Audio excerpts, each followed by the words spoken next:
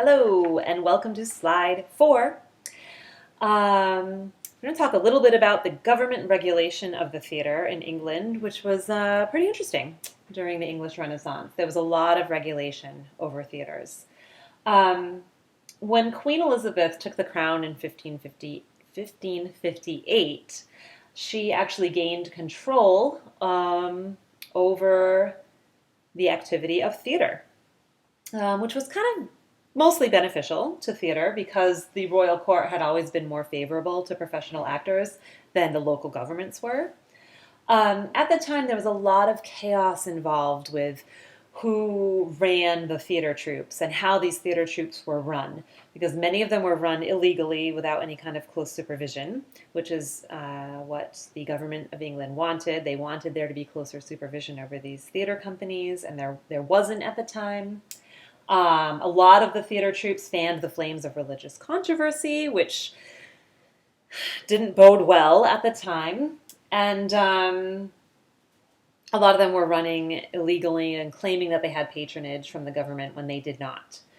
So Queen Elizabeth took two measures designed to bring order out of this chaos. She took two measures. Number one, she banned plays on any religious or political subjects. Kind of a bummer. In modern contemporary theater, we're used to plays that deal with politics. We're used to plays that deal with religion in a lot of certain ways. But she banned them just to sort of, I think, calm down the controversies. And number two, she made local officials responsible for all public performances in their area. Actors, as a result of these two measures, actors were brought under a lot more close supervision. It was illegal for anyone below the rank of baron to maintain a troupe or to authorize a theater tour. Noble women could also maintain theater troupes, so we're getting there with that. The overall effect of these laws did reduce the number of troupes, which seems kind of like a bummer, but it also extended firm legal protections to the troupes that remained. So not exactly a win-win for theater, but it did do a decent amount to protect the really strong theater troupes that existed and to keep them out of scrutiny. So now we have this rapid expansion of London's population, and there's an increasing amount of time that patrons of acting troupes are spending in London because London's acting troupes were actually getting really, really good. So this brought more and more acting troupes to London for longer periods of time, and there was this huge boom in theater building between 1575 and 1577.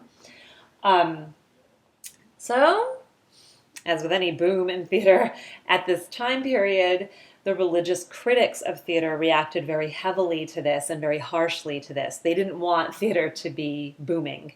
They railed against theater as an instrument of the devil to encourage vice and to take people away from more honest work and useful pursuits. They were like, people are wasting all their time going to see theater when they could be doing honest work. This is the work of the devil, distracting us from what we need to do.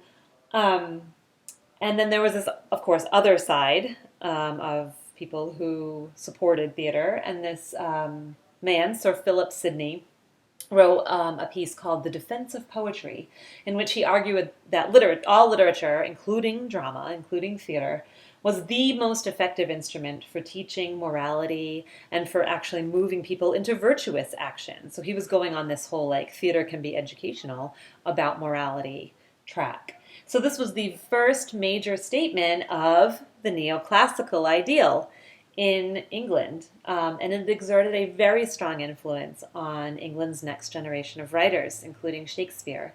They were buoyed up by this concept of, theater is like a legitimate way that we can get messages across about morality and about virtuous action. So there you have it. Thanks, Sir Philip Sidney. Anyway, there was this huge controversy going back and forth between the religious advocates and the people who were advocating for theater. And Queen Elizabeth, because of this big controversy, she took further control of the professional theater and this began all kinds of political influence over the acting troops. There were new companies formed by lords, which was allowed, but there were also all these illegal companies that kept forming, and they weren't really allowed to be forming. So Queen Elizabeth threatened to shut down all the playhouses in and around London, although the threat was never officially carried out. But there was always this like back and forth of were all the playhouses going to get shut down or not, and how can we keep them open? It was a pretty